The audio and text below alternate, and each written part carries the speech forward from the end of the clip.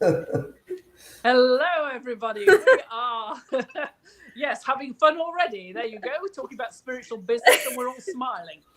So something must be doing right. So, hi, welcome, Jeeva. Welcome, Kate. Hi, Kate. Hi. Great, good to be with you, Nikki. Great stuff. Okay, if you just want to maybe introduce yourselves a bit, and then we'll get right down to it. So, Kate, if you'd like to start, and then we'll go over to Jeeva. Okay. Hi, everybody. Thanks, Nikki, for having me on board today. It's so lovely to put faces to names and meet everybody. So I'm Kate Schenk, and the title really is an energy and mindset coach. So basically what I do is I work with women to explore their barriers of fear of failure, which is keeping them from experiencing a life that they really want to live. Great. Okay, thank you, Jeeva. All right, so I wear two different hats, one with my wife and one on my own.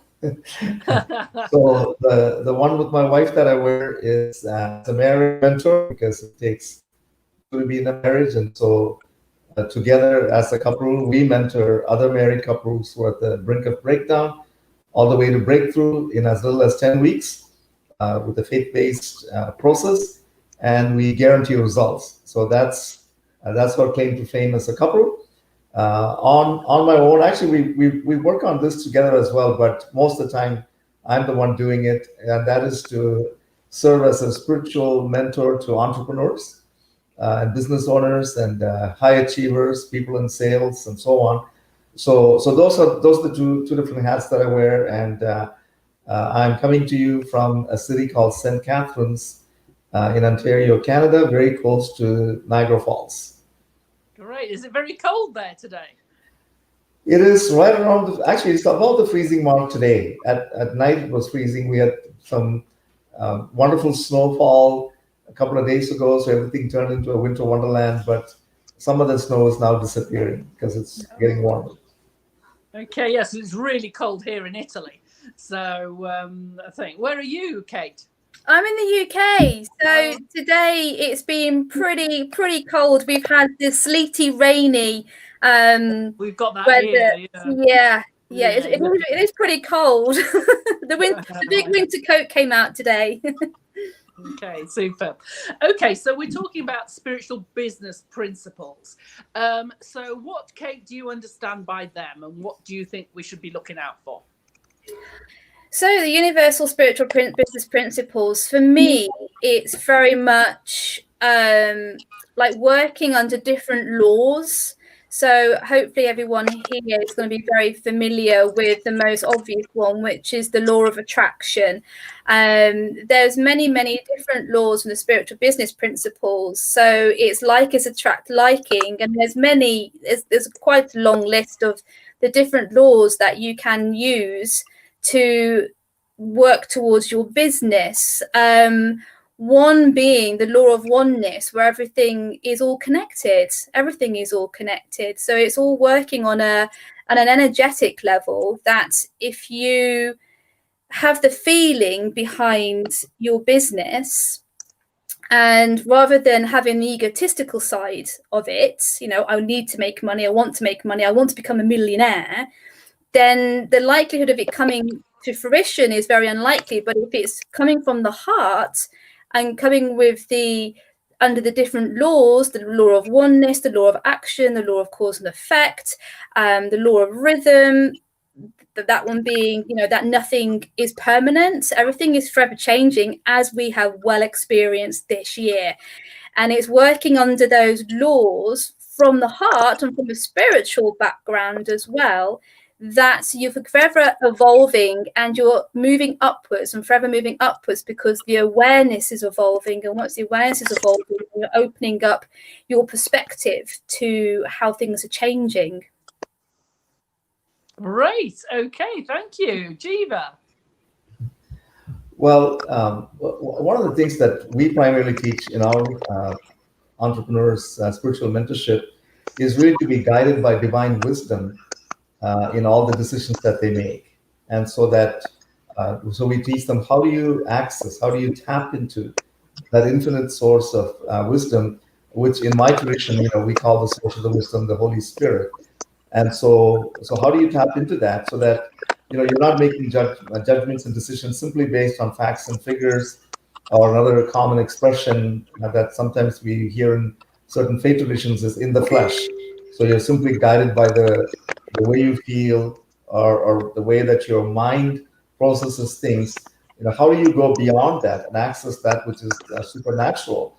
And so one of the phrases that we throw around in our mentorship quite a bit is hearing the voice of God, which is another way of really saying knowing the heart of God, the mind of God, accessing the wisdom of God. And so the discipline that really helps somebody to tap into that is actually the discipline of stillness, of spending quiet time, establishing that connection and growing that connection, with the divine spirit, rather than just being guided by what you see. And so it's a process. It's not something where you throw a quarter in a music box and something comes out. It's not as simple as that. It is really building a relationship. And so when you build that relationship, out of that relationship, you get the revelation that you need for particular moments, especially those moments when you have to make decisions. I think that's one of the areas where the divine wisdom will often even run contrary to human wisdom. And so you need to be prepared for that when you hear something that in the natural sense said, oh, that doesn't really make sense. But no, I have this strong sense that this is exactly what I need to do, and then to act on it. So it's a process that takes developing some intimacy, relationship, with the divine spirit. Great, superb. Okay, Kate, can you give us some examples of spiritual business principles in real life? How are they used?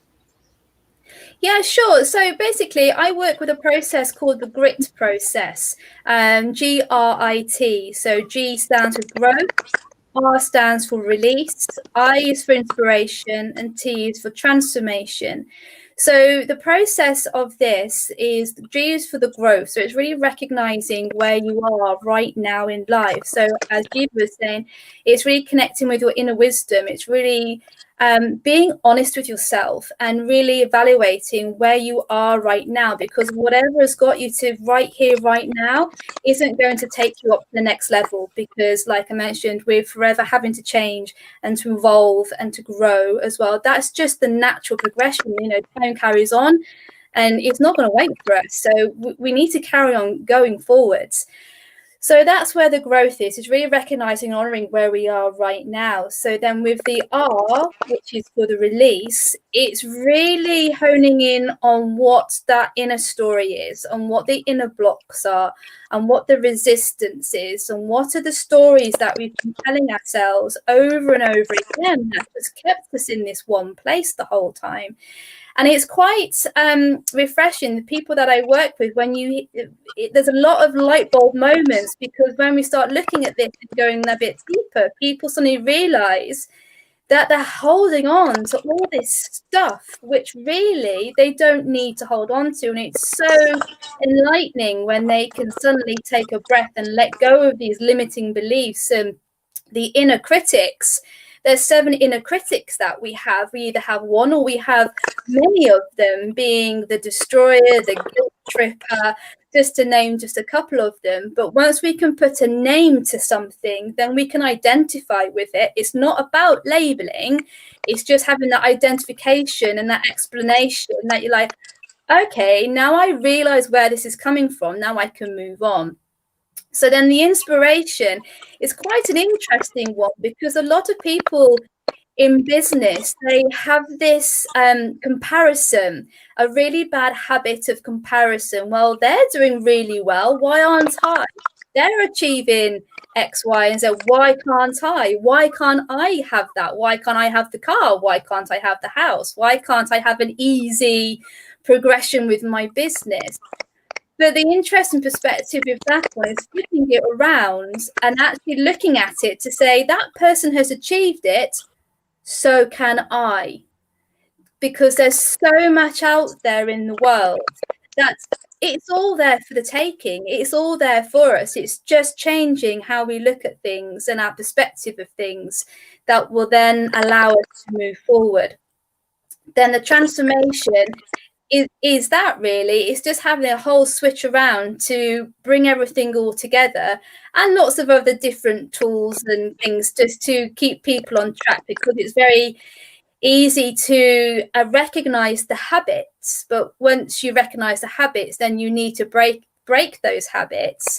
But you also need to find out what your why is, because once you find out your why do you want to achieve something, what is your desire, what is your goal, and you make it tangible and make it really personal to you, then that on the really bad or the tough days, or the days you're thinking, I can't do it today, it's going to allow you just to either go, okay, well, today I'm recognizing that I need to take some time out for myself, that I need to do some self-care, some self-love to recharge my own batteries and not just battle through it. And then at the end of the day, you're thinking, I've not achieved anything. But then you then go on to the next day, and then you know that you've actually going to be having the tools that you can carry on to achieve what it is that you're working towards. Great, yes, wonderful, thank you. Wow, that was an example and a half. That's quite long, wasn't it? Yeah, that's a little more than I was expecting, but that's absolutely fine. That's absolutely great. Jeeva, how about you? Okay. Well, let me pick up on what I just said a while ago about stillness, because stillness is not something that comes easy, to most people, because we're so used to being bombarded with noise, and even when we do have moments to ourselves, we forcefully bombard ourselves with noise, whether it's with television or with music. And so one of the helpful ways in which we help that people can ease into it is as a discipline that we call soaking. And soaking is really a time when, not in the tub, I mean, you can do it in the tub if you want to, but it's really a time when you completely still yourself, but you have some music, very quiet, instrumental, reflective type of music. If you go to YouTube and search for soaking instrumental music, you'll find probably 10, 20,000 hours worth of it right now. And so you get that music going and just lie flat somewhere with your eyes closed, and just, like block everything else out around you, and just, invite the Holy Spirit to come, which is what we teach. And so as you just lie down there, you are really not actively doing anything. You put yourself in receiving mode, because you cannot give what you have not received. Like that's a spiritual principle. And so if you want to give peace to others, you need to be at peace with yourself. If you want to give love to others, you need to have love within yourself to give. You need to give other people wisdom and advice, then you need to have wisdom in yourself. And so this is a time for you to receive all of that. And so because the divine spirit encompasses all of that, you just go and say, here I am, whatever I need, I'm willing to receive. And so just like totally be as passive as you possibly can be. And so in that time, sometimes like you may feel like nothing is happening. Sometimes, you may get a word, a picture, you may see somebody's face. And so we encourage people to keep a piece of paper and a pen, pencil handy, and just jot everything down. And then, afterwards, don't try to process in that quiet time. Just write it down. By the way, when you first start doing this, you'll actually get your shopping list. Or in my case, I would get my wife's to-do list for me. Okay. And so, which was fine, but I had to write it all down and get it out of my system so it wouldn't, be orbiting in there and keep on interfering with this connection that I was trying to maintain. So I'll give you kind of a cute story of what happened to one of our clients, one of our mentees, when he first started to do this. The only thing he could hear was "clean your car," and he's thinking, that's not God speaking, that's my wife. Okay, because she's been telling me to clean the car a lot, but there's something inside him that says, no, this time it's not my wife speaking. This is really what God wants me to do. So he gets out of his quiet time. He goes outside, and he basically starts cleaning up the car.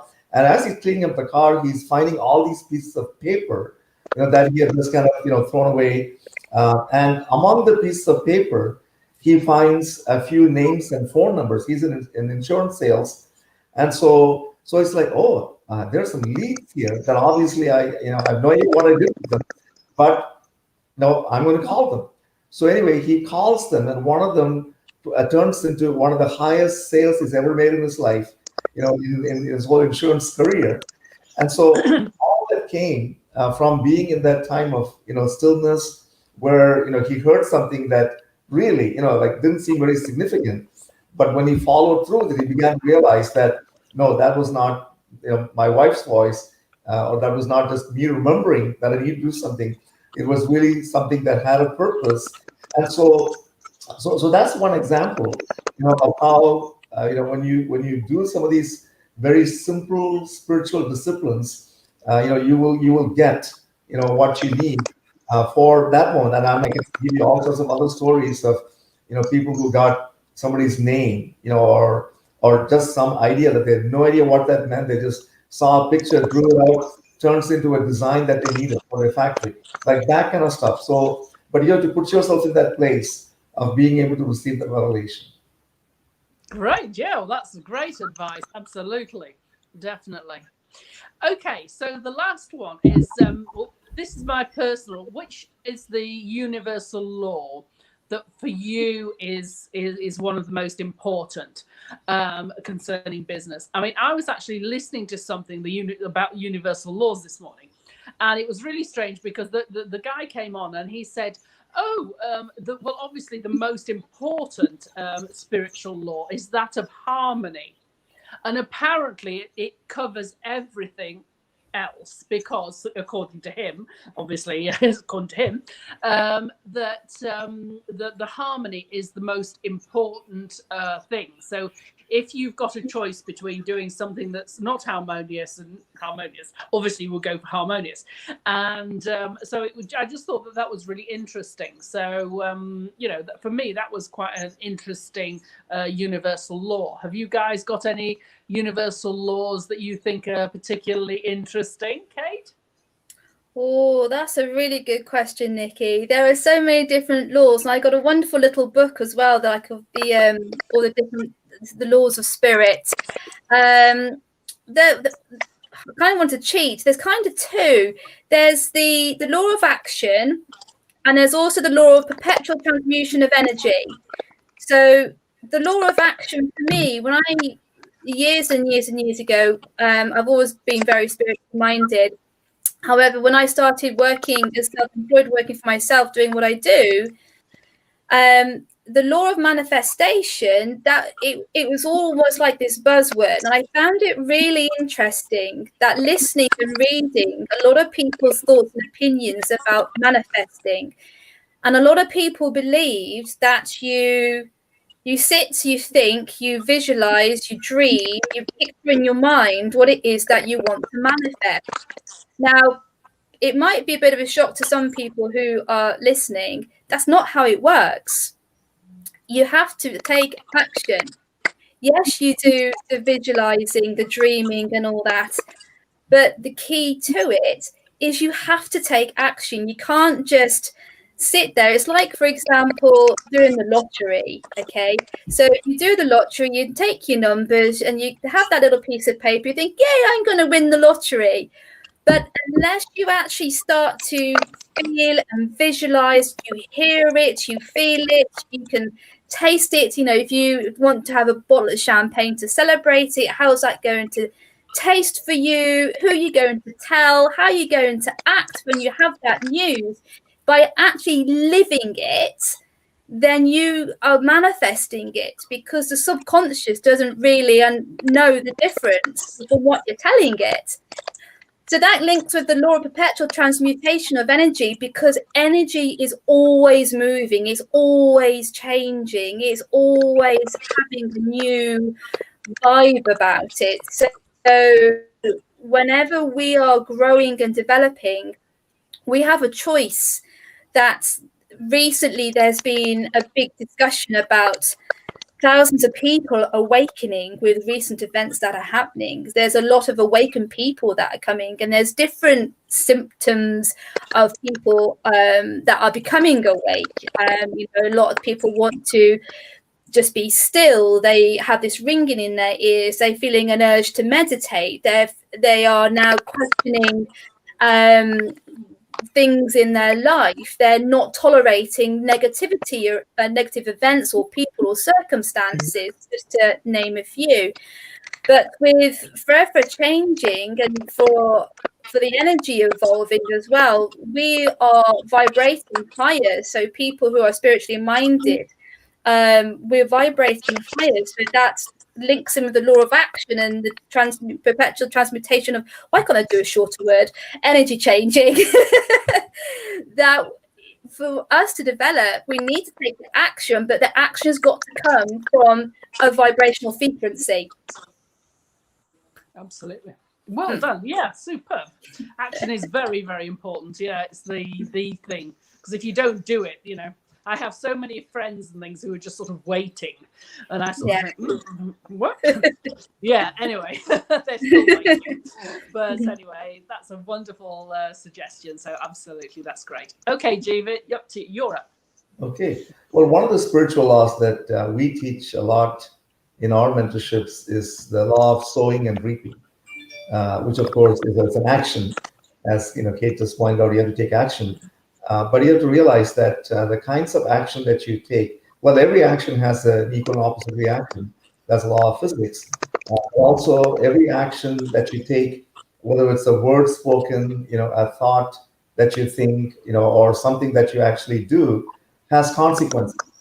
And so the consequences can be compared to a seed that is planted and the yield that it produces. So one of the characteristics of the law of sowing and reaping is that you will always reap more than you sow, and you will also reap in kind that which you sow. So let's just work with those two for another minute of time. And in the spirit realm, what we find is that quite often people will be doing all the right things, taking the right actions, like what they do to build their business, for example, which is what we're talking about today, and following all the proper principles, doing things morally, ethically right. But they will still sometimes find that they cannot get the results that they want because there are some things in the spirit realm that they are doing. They're sowing some stuff that they're reaping, which is actually not good. So, for example, if you're sowing hatred, unforgiveness, because we all get hurt in life, whether you're in business or not. But in business, it's very common, for us to get hurt where people don't keep promises. They don't pay an invoice. Like all these kind of things happen to hurt us. And so, one of the things that we teach our folks to do is, like you have to be very, very quick to forgive. Otherwise, that unforgiveness, is going to start multiplying, and it's going to come against you, and it's going to start blocking, the flow of blessing, into your life. And some people, find that they can forgive, but they will still continue to pass judgment on others and talk about others in very judgmental tones. And again, these are like biblical principles, where it says that if you sow judgment, you will reap judgment back. That's why one of the famous sayings of Jesus that actually gets quoted without reference to him most of the time is, judge not that you may not be judged. That's actually a biblical saying. And that's what he was saying, is that, when you judge, when you sow judgment, you're going to reap judgment. And so the law of sowing and reaping also works in your favor when you give. For example, when you give with generosity, when you give, to the poor, when you give your time, to those who, need your time, when you give your money, to causes, to people that need it, then there's a multiplication that happens because it's sowing and reaping, as well. And so that's a universal law that applies, in many, many areas of life, and certainly in business. So one of the things that we teach our mentees to do is always ask yourself, if I do this now, what are the consequences going to be? And if you do not want to reap more of what you sowed, then stop sowing at that particular point, or find a better way to handle the issue or the situation, rather than what you would have done, that could have come back to you in spades. Right. Okay. Well, we've got a question for you from Dave, and he says, does the true intention of the thought affect things? For all of us at some point have not so nice thoughts, but not so nasty intentions. Well, let me just take a stab at that one. Intention, is something that only you know, and like nobody else knows what your intentions are. And so one of the things about thoughts, that we again, teach our entrepreneurs and all of our married couples to do in the mentorship is, if like we naturally can discern whether a thought is positive or negative. And so at that point, we need to realize that we control our thoughts don't control us. And so again, there's another biblical principle that goes with it, and that is called, you take your thoughts into captivity. You take your thoughts captive. You are like a police officer. You have the authority to arrest any thought that tries to invade your space where it doesn't belong. And so when that thought comes, if you can halt that thought at that particular point, and because you're the one that controls it, then it is, there's an intention there. And so a thought can come at random, but when you start dwelling on it, you give it life, and now it is up to you. You now become the culprit. A thought is not evil. Thought is neutral, but when you dwell on it for good, or for bad, now the intention comes in there. That's where you have to watch. Great, thank you. On that. Okay, super, thanks. Okay, so we're coming to the end of our half an hour. Is there anything else either would you like to say, Kate? Have you got any last words? Could I mention something that I've been working on? I don't know if it's the right place to mention it or not. Oh, Nikki's gone. Go for it. You have told your carte blanche. It's just you and me now, Jeeva. Okay, so what to mention? I have got some cards, some Oracle cards that I have designed, and I'm launching as well. So I don't know if people would be interested in developing their intuition, really, and just releasing their own internal blocks. It just gives a new dimension of how to look at a question, because by living in the question, that's how we can develop, I believe. And so with the cards that I've designed and created, it's a beautiful set of cards which have the lovely inspirational quotes, but the uniqueness with them is that they have guidance cards. So it's like having a mini mindset coach with you. So it's posing questions for you to take a deeper look at the question. So it could bring up your limiting beliefs, and so it just helps people just to grow and develop a little bit more. Thank you. Right. Jeeva? Well, the thought that I want to leave everybody with is, don't try to go through life, go through business on your own, and even marriage for that reason. Because really, like the greatest growth that I've had in my life, in any area of my life, has always been because I've reached out to somebody else who turned out to be a father figure, a mother. Initially, of course, it was my own parents, and then as time went on, mentors, coaches, who you want to, whatever label you want to put on that. When you reach out to somebody else, there's always someone there who can actually pull you up higher from where you are, help you to get to the next level. And unfortunately, I didn't learn this lesson until much later in life, and I wish I had learned this, way earlier when I was much younger. Because I could have been even like light years ahead of where I'm at right now. And so reach out, find someone that can be provide that role for you, and along with that, connect you with the community of not just like-minded people, but where that same spirit prevails. It's not just thinking; it's more than thinking. It's the atmosphere in that community, and when you put those two together, then friends, there's going to be nothing that will stop you And again, I'll point out the source of this whole inspiration is actually Jesus himself, because Jesus came as an individual, but he did not spend his life as an individual. He immediately got 12 people to be with him, and then they carried on not just his message, but the spirit of what he carried in a sense of community, and that's why today the Christian faith, has the kind of influence that it has. And the same thing applies to you, just to follow that model, and you will go places that you're not able to go to right now.